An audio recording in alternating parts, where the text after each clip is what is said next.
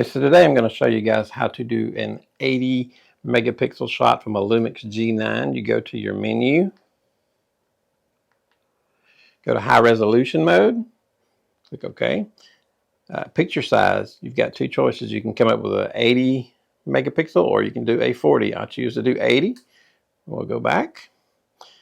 I want it to be a large RAW. And this simulate record normal shot, this means you're going to shoot a 20 megapixel shot of the same thing. So yes, you want that. Shutter delay is 4 seconds. That way when you touch the camera, there's no bouncing by the time it takes the shot. So all you do is you go back, you hit start, and then you hit the button. And it will take a second. And you'll hear it fire away the shots.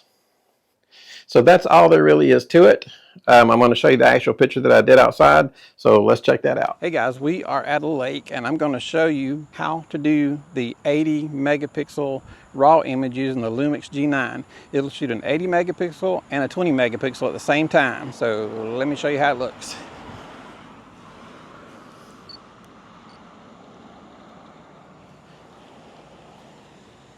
I pushed the button on the camera. I don't know if you could hear it, and then it took a rapid succession of pictures, and it's going to put them all together to form an 80 megapixel raw image. So it processed it all in the screen. I know you can't see it from there, but in the studio I was showing you how to do this. So we have an 80 megapixel raw and a 20 megapixel raw, and there's a lot of traffic going by, so I'm sorry. But I'm going to crop in on these so you can see the difference.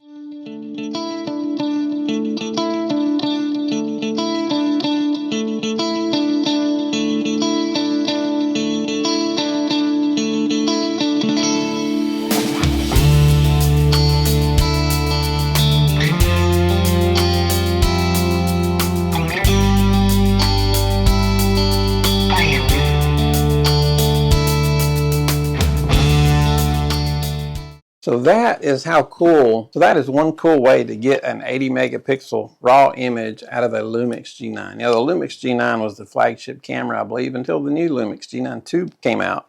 This camera will do so much. It is a micro four thirds camera, but it offers so much. So many other cameras don't offer. Like that 80 megapixel picture we just shot high resolution, that is all shot in the camera and processed in the camera. So when I pull that memory card out, I have the regular 20 megapixel raw, and I have the 80 megapixel raw. I don't have to use any other software to make that happen. The camera does it all in camera. There's some other things we're going to be looking at that the G9 will do too. There is an HDR mode that is very cool if you've ever used the HDR mode, if you have a Lumix G9.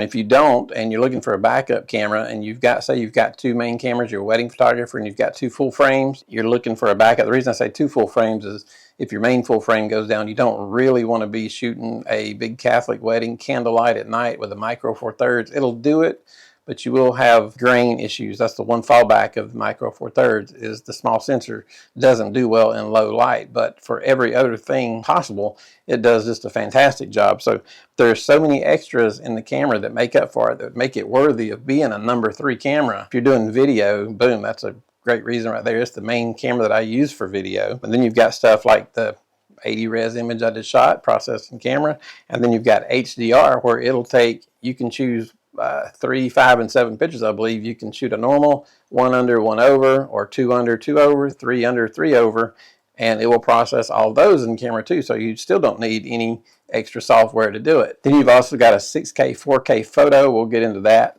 coming up soon too. Then you've got burst shot settings, and I believe it will do 40 or 60 frames a second from this little micro four thirds G9. This is the G9 1 again, not the G9 II, so it's absolutely astounding, some of the features that are built into this camera. It also has eye resolution. We'll be getting into that soon too, where the word resolution is kind of used loosely there. It doesn't really change your resolution. It's to make your pictures sharper, but what it really does is it changes the contrast to make the contrast really sharp. So in certain situations, brick walls and differences where like the side of a brick wall might meet a blue sky, you'll see a lot of differences in that. I wouldn't go around shooting in high resolution doing portraits, but if you're doing buildings, that type of stuff, high resolution is very cool. There's eye dynamic, highlight shadows. There's just so much stuff in this Lumix G9. You know, and I had it for a long time before I even realized it did all this stuff. I just got it to do what I wanted it to do. I had it for a long time before I really dove into the menu to see what all it would really do, and it will really do a lot. I'm really impressed with it.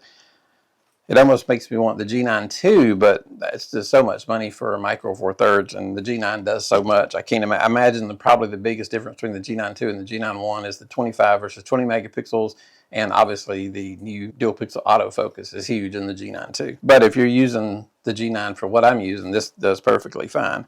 But we're going to be going over a lot of what the G9 will do. I don't know how many of you guys have Lumix G9s or have ever used one. It may be a small sensor, but it is huge on the extra things that it will do inside the camera. So it's a little bit of a trade-off. But like I said, if you already have a couple cameras that you can use, if you're a wedding photographer and you've got 2 full frames and you're looking for a third backup instead of maybe going with an APS-C, look at a Lumix G9. KEH has these. You can get them for about $500, body only. Hey guys, we're in KEH's showroom right now. As you can see, they have a lot of cameras in the showroom. KEH is a new affiliate of ours, and one thing I love about KEH is I have used them since 1983. That's a lot of years I've been using KEH, never had an issue. I can't recommend any company higher than I can recommend KEH. In all those years, we've never had any issues.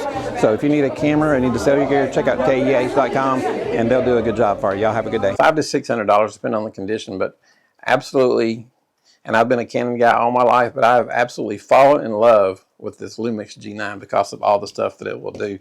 So I highly recommend you guys check it out. And if you do want to find a Lumix G9 to buy, let me highly recommend KEH. I've dealt with them forever. Everything you buy from them comes with a 6-month warranty, so you don't have any worries. If you guys have any questions or comments, I'd love to hear them. Please give us a thumbs up and hit that subscribe button. You guys have a good day. Thanks.